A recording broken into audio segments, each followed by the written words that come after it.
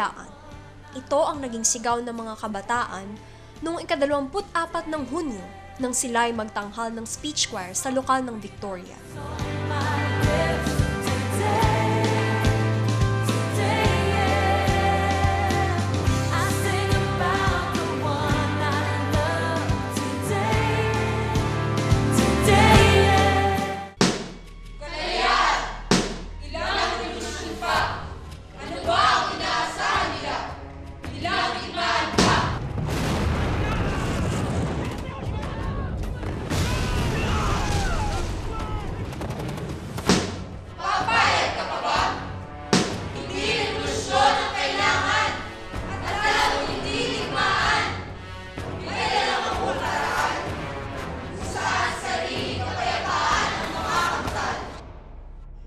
Sapagkat gayon na lamang ang pagsinta ng Diyos sa sanlibutan na ibinigay ang kanyang bugtong na anak upang ang sino man sa kanya'y sumampalataya ay huwag mapahamak kundi magkaroon ng buhay na walang hanggan.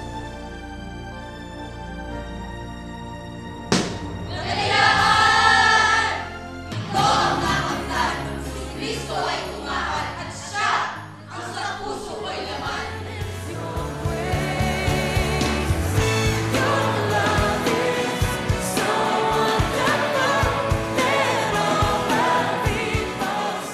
Holiness and service through freedom in Christ na mula sa Romans chapter 6 verse 22 ang napiling tema sa ikatlong Pinyal Zone 2 Youth Fellowship na binigyang buhay ng ating tagapagsalita na si Pastor June Marvin.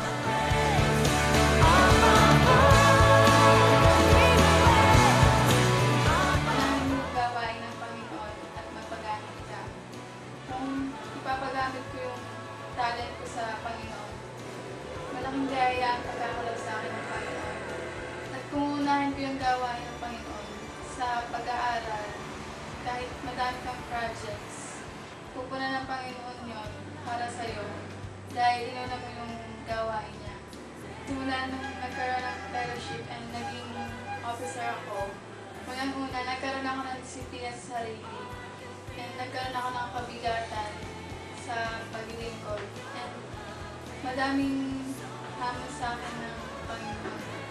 Doon ko na nasubukan yung pagiging officer ko na unahin ko yung gawain ng Panginoon kaysa sa mga bagay sa liputan. Ang advantage ng fellowship, hindi lamang para sa lokal mismo, kundi ang biyaya na magkaroon din sila ng fellowship sa iba't ibang mga lokal na iglesia. At mas maganda itong bawat lokal may pagkakaisa, may unity, may cooperation tungo sa pagpapalago sa gawain ng ating Panginoon. At alam din natin, nagpasimula ang lahat sa kabataan. At ang mga kabataan, alam natin na malaki ang magagawa para maisulong ang gawain ng ating Panginoon. Bilang isa sa mga manggagawa sa dakong ito, we are willing to support them at sila ay mahikayat na higit na magawa ang kalooban ng ating Panginoon. Kaya nga may mga activities para sila ay ma-encourage sa mga gawaing paglilingkod sa Panginoon at may iwas sila sa gawa ng sanlibutan.